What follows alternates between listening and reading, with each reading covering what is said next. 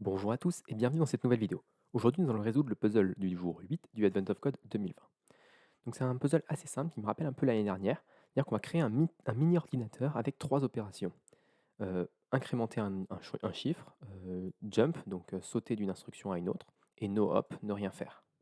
Donc notre ordinateur va ressembler à ça. Donc il va devoir percer d'abord cet ordinateur-là et ensuite l'exécuter jusqu'à trouver le jump qui nous retourne sur une instruction déjà exécutée. Donc, ce qu'on va faire, c'est créer un nouveau binaire. Alors, j'ai un petit peu changé ma structure de fichier ici. Donc, au lieu d'avoir un projet par jour, j'ai un projet global et je crée des binaires en fonction des jours. Donc, l'avantage de cette solution-là, c'est que je vais pouvoir utiliser, j'ai un lib qui peut être commun à tout le monde.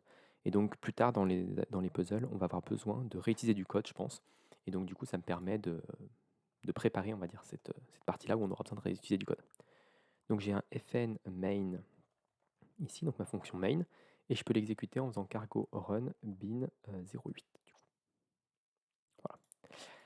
Ok, donc là on va voir notre part 1, fn part 1, tac. On va voir notre raw input qui nous retourne un static str. Je sais jamais si les retours à la ligne sont avant ou après les accolades dans Rust. Du moins ce qui est recommandé. Et donc on va prendre notre puzzle input. Donc on va le copier-coller ici. Tac. Donc ça, c'est notre puzzle. Hop, on va juste enlever l'indentation ici pour pas avoir à s'embêter. Et donc ensuite, ce qu'on va faire, c'est qu'on va faire un raw input.trim, .lines pour récupérer toutes les lignes, .map pour convertir chacune des lignes en quelque chose d'autre. Donc là, on a une line, et sur chacune des lignes, on a l'opération, espace et un chiffre, donc ce qu'ils appellent l'argument. Donc ce qu'on va faire, c'est qu'on va split white space, je pense.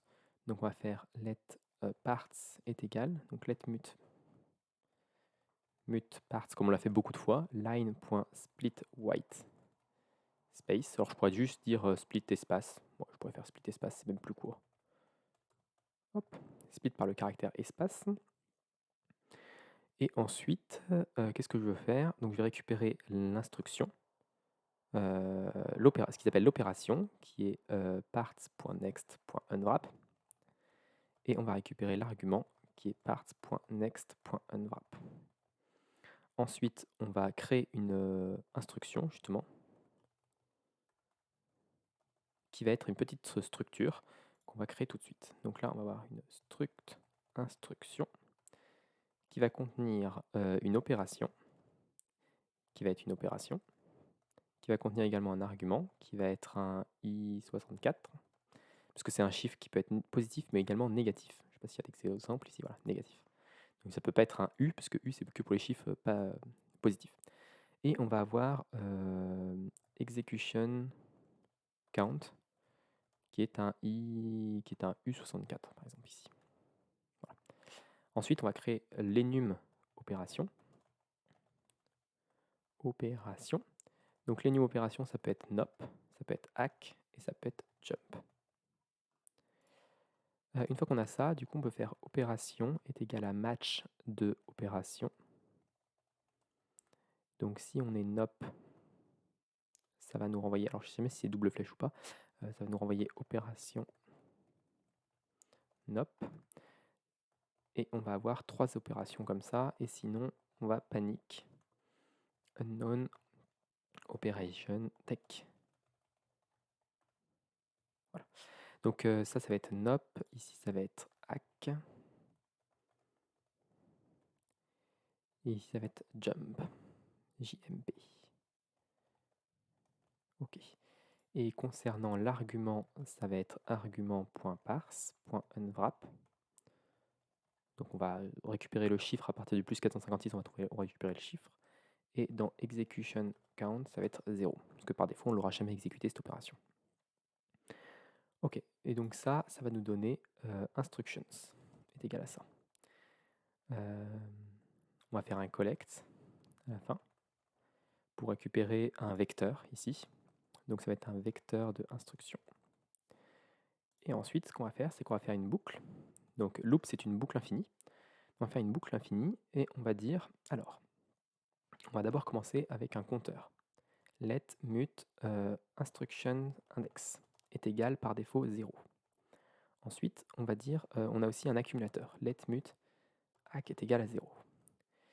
Donc là, on va avoir le premier, ça va être let instruction est égal à instructions de instruction index.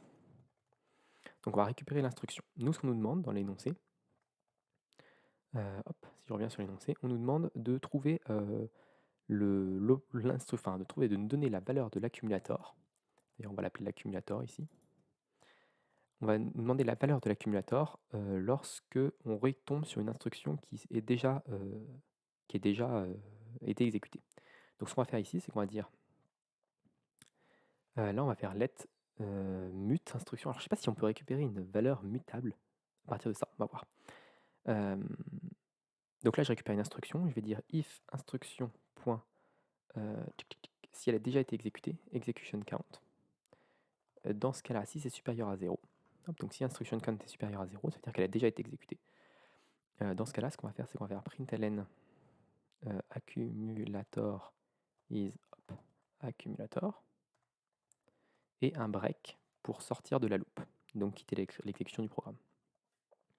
Ensuite, ce qu'on va faire, c'est qu'on va faire plusieurs choses. On va faire instruction.execution count plus égale 1, donc on va incrémenter notre execution count, et on va match instruction.opération. Donc si c'est une opération nop, on ne fait rien du tout. Si c'est un opération si c'est opération hack, ce qu'on va faire, ça va être, on va incrémenter l'accumulateur. Donc on va faire accumulator plus égal instruction.argument.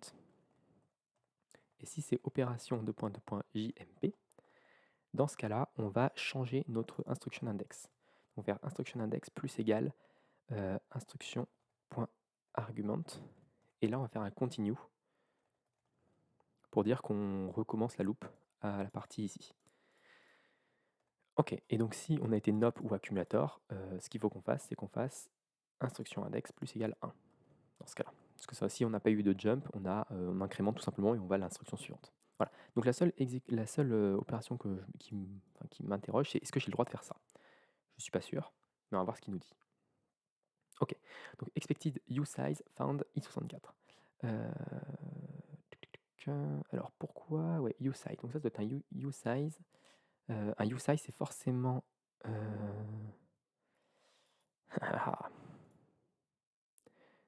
donc là je vais dire que c'est un i64 et quand on fait ça, je vais dire que c'est as usize. Et donc ça devrait planter si on est dans un chiffre négatif. En fait, le problème c'est que notre instruction index, si je jump avec un -20 par exemple, je peux tomber sur un chiffre qui est inférieur à 0. Et donc si c'est inférieur à 0, je ne peux pas indexer à partir de là. Donc là on voit qu'il y a un problème dans l'énoncé, entre guillemets, quelque chose qui n'est pas possible. Et donc Rust nous oblige un petit peu à y réfléchir et à comprendre pourquoi c'est pas possible et où est-ce qu'on veut, si on veut que ça plante ou pas et comment on veut faire. Là dans mon cas, c'est pas très grave parce que j'imagine que le programme est correct. Donc je vais convertir le i64 en usize et on va voir ce que ça donne. Ok. Donc là je peux borrow ça.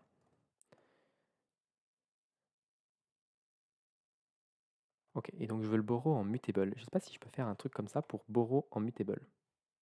Canon borrow as mutable, parce que là-haut, c'est pas mutable. Ok. Ok, donc accumulateur est 1087. Donc là, ça fonctionne. Je vais peut-être écrire un petit test quand même. On va voir si tac tac tac jump. Ok, donc on va faire un petit test sur notre exemple ici. Tac, voilà. Donc on va écrire le petit test. fn test part 1. Alors, qu'est-ce que je veux faire? Je vais peut-être faire ici, au lieu de créer une nouvelle fonction comme d'habitude, je vais faire ici raw input. C'est un static str. Ouais. On va directement le prendre en input de part 1 et ici, on va lui passer raw input. Voilà, donc ça devrait fonctionner. Et test part 1, c'est un test. Et on va faire assert équivalent. Alors, on a dit que c'était... Ah, du coup, je peux pas vraiment faire ça. Je peux pas vraiment faire ça parce que ici, il faut que je fasse un return. Et l'assert équivalent, il ne va pas me permettre de return. Donc là, on va faire compute part 1. On va refaire notre fonction compute comme on faisait d'habitude. Ici, on va return l'accumulator. Donc on n'a pas besoin de faire du break, return accumulator.